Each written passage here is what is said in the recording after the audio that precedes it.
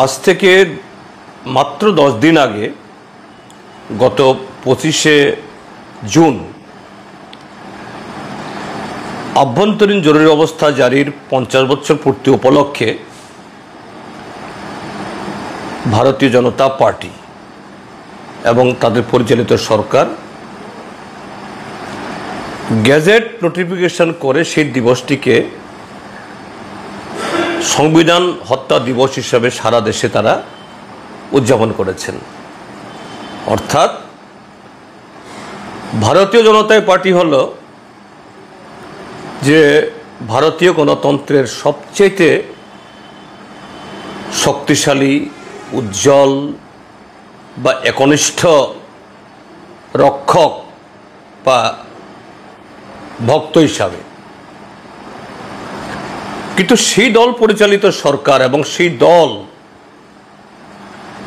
ত্রিপুরাজ্যে প্রতিদিন সংবিধানকে হত্যা করছে, ক্ষতবিক্ষত করছে, জনগণের সাংবিধানিক অধিকার কেড়ে নিচ্ছে। আজকে তারই একটি নগ্নতম ঘটনা ঘটে গেল। আজকে সকালের দিকে বনমালীপুর কেন্দ্র থেকে নির্বাচিত বিধায়ক কংগ্রেস দলের, যিনি বর্তমান ত্রিপুরা বিধানসভার অন্যতম একজন প্রবীণ বিধায়ক, বহুবার নির্বাচিত হয়ে সেই কেন্দ্র থেকে প্রতিনিধিত্ব করেছেন, কংগ্রেস দলের তরফ থেকে একটা ওয়ার্ড সভা করতে গেছেন। সেই ওয়ার্ড সভা বন্ডল করার জন্য বিজেপির লোক, এবং বলা হচ্ছে বিজেপির বর্তমান রাজ্য সভাপতি, রাজ্যসভার সাংসদ রাজীব ভট্টাচার্য মহোদয়ের অনুচররা সেখানে এই একটা রাজনৈতিক দলের একটা কর্মসূচি বানচাল করার জন্য সেখানে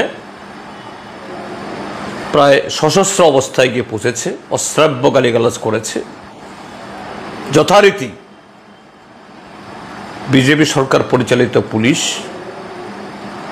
তারা নিষ্ক্রিয় কলা গাছের মতো দাঁড়িয়ে দাঁড়িয়ে তারা ভারতীয় জনতা পার্টির এই যুবকদের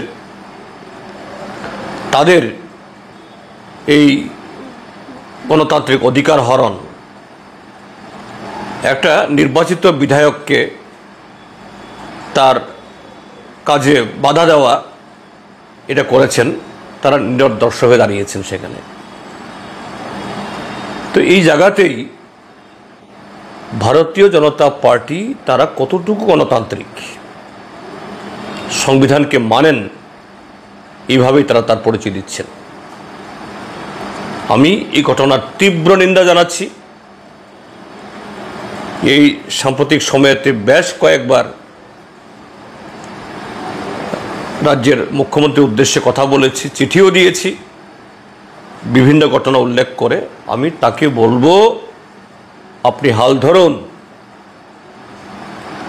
যেভাবে এই ফ্র্যাঙ্কেনস্টাইন আপনারা তৈরি করছেন, এই ফ্র্যাঙ্কেনস্টাইন কিন্তু মাননীয় মুখ্যমন্ত্রী আপনাকেও ছাড়বে না। শুরুতে হয়তো অন্যের মাথা রক্তাক্ত হবে, অন্যের শরীর থেকে রক্ত ঝরবে, কিন্তু শেষ পর্যায়ে তাদের হাতে আক্রান্ত হবেন, লাঞ্ছিত হবেন আপনি এবং আপনার সরকার। সময় থাকতে হাল ধরুন, নতুবা এরপরে সময়ই পাবেন না। আজই সারা ত্রিপুরাজ্যের গণতান্ত্রিক মানুষকে এই জাতীয় বর্বরোচিত কার্যকলাপের বিরুদ্ধে সোচ্চার হওয়ার জন্য আহ্বান জানাচ্ছি। আমি মাননীয় গোপাল রায় মহোদয়ের সাথে কথা বলেছি, তাকে বলেছি আপনার সাথে আমাদের দল ভিন্ন হতে পারে,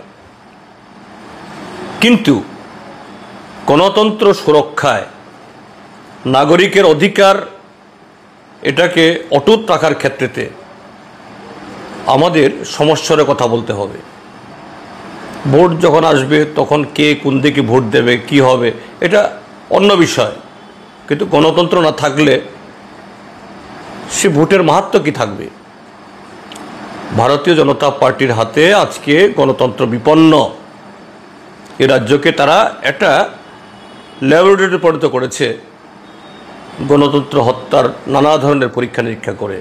এটাকে যে কোনো মূল্যে রুখতে হবে, রুখতেই হবে। এ হলো ব্যক্তিগতভাবে আমার এবং আমাদের পার্টির অভিমত এই ঘটনার ক্ষেত্রে।